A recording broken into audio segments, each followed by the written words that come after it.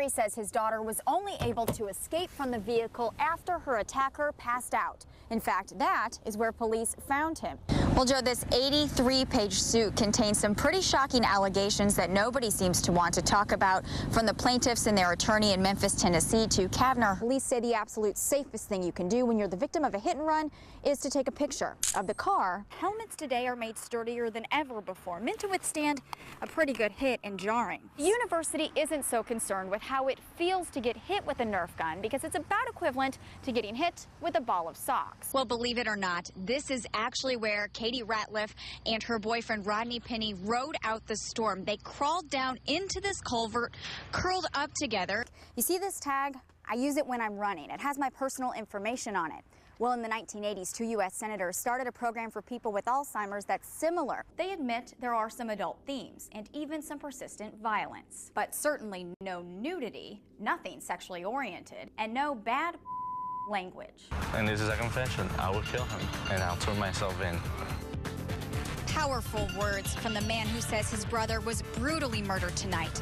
I'm KSPR's Joanna Small. We'll hear more of his emotional reaction in just a minute. As you can see, it's narrow for just one vehicle. Now imagine that there's two trying to pass each other, one of them being a bus. Not to mention it is pretty slick. Where were you when the bombs went off? Let's start with that. I was about a block and a half away, Joe, and actually this is a really good time to show you this map. I don't know how well you can see it because it's Skype, but you see this circle right here? This is where the bombs exploded. This is the finish line. And then here where this X is where my husband Mark and I were standing. What's going through your mind after that happens? Oh, so much. So much when the marathon ended. I was happy, and Mark and I were celebrating. We were taking happy pictures, and then you hear these two explosions go off and everything changes. And it doesn't matter anymore that you ran a marathon. It doesn't matter anymore that you're there with all these world-class runners, the best runners in the world, and it's this point that you work up to for years just to get there. All of a sudden, the only thing that matters is everybody okay? And they're not. We woke up about 3:45, just somebody banging on our door, screaming at the top of their lungs, "Get your kids, get out, it's a flood." Cheryl Dinkins did, and she's the only one who came back. Everyone else on this side of the Hidden Valley Mobile Home Park in Hollister lost everything. I watched my neighbor's house float and hit another house and then just disappear. But they didn't lose the most important thing, their lives. It speaks a lot about a person to let their everything go to make sure everybody else is okay. It was knocked down. This man, This was the walkway where we went into the trailer right here. Nick Ramirez, and his 14-year-old son Jason, It was like it just swallowed the trailer up. watched the Turkey Creek wipe out their home while they swam to every other home. We woke them up one at a time and helped them all out. Saving lives, not stuff. The Ramirezes were already struggling. A leg injury has kept Nick from working. Sherry had to take on a second job. Then this. The Ramirez's story could end here, but it doesn't. See, the Ramirezes have friends, and those friends are calling on their friends and strangers to help the people who helped so many others. I knew he wouldn't ask for any help. When family friend Jackie Hayes heard about what happened, she started a donation page on GiveForward.com. He has always thought of others other than himself. Then she found a handful of others as selfless as Nick. Just a bunch of great people that come together and Help each other out. and help each other out. They're throwing a benefit auction for the Ramirezes. every little bit helps. Every little bit help. Nick is grateful. We always try to help. And, something happened to us and, people turn around to help us, which feels good. But he doesn't think he's a hero. No. I just think I would have done anything what anybody else would have done. Cheryl Dinkins begs to differ. She says hero may not even do him justice. Oh, he is. He absolutely is. There's not another word for it. I mean, an angel even, because people would have died if he hadn't have done what he'd done. If he tried to save his own possessions, then other people would have probably been swept down the river. And he may have too, but he chose to let his home go to save us. Morning. Inside one of Iberia's local convenience stores. I'm fine. All we can do is pray for him. The exchange of pleasantries quickly turns to something so unpleasant, it's talked about only in whispers. They found her? Mm-hmm. Yeah.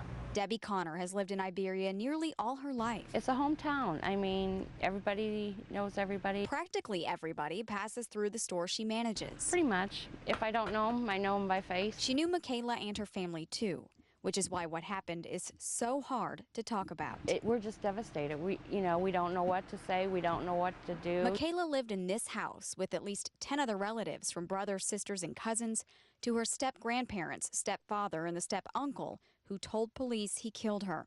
Stephen Henderson led police in the direction of her body after a community-wide search Saturday. We were told by people in town Michaela's body was found near an abandoned farmhouse just north of Iberia, somewhere off Airport Road, once it comes to a T. But from here, we don't know where. The Gladdens would prefer not to think of her there anyway. She was good at hitting. The family would rather remember Michaela as the quiet neighbor who shared a name with one of their daughters, who played softball and liked to read. It's just a little hometown, and you don't think you have to worry about anything. And then this happens. Back at Casey's. You have a good day. That's the nice thing to say, but Debbie knows a good day in Iberia is a long ways away. I mean, this is a shock. I mean, this has really blown everybody away. And some kids' shoes. Roxanne Allen is having a garage sale. This is an embroidery sewing kit. And she won't do you dirty. It's $1 too much for the set. No, it's good. Okay. Because everything must go. I don't want to pack it up. A pair of jeans that no longer fit. These are women's shirts. A blender with a broken setting. They're just really old. A TV that's a little technologically dated. We just have some kids' toys. Most people have a garage sale because they don't use the stuff anymore. But Roxanne can't use the stuff anymore, and it all works perfectly. When Katie Odom heard that, she decided to come shopping.